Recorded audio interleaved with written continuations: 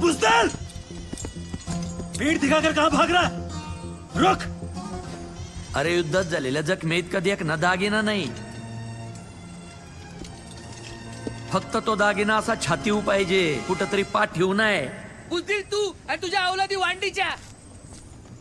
म्हणून तू तुझं घरदार सोडून आमच्या ताटात तोंड घालायला आला होय रे भुसनाळ्या.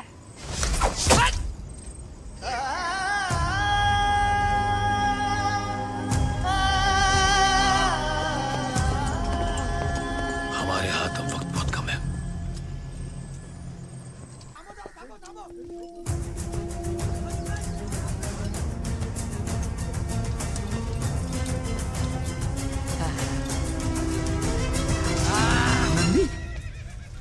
नंदी,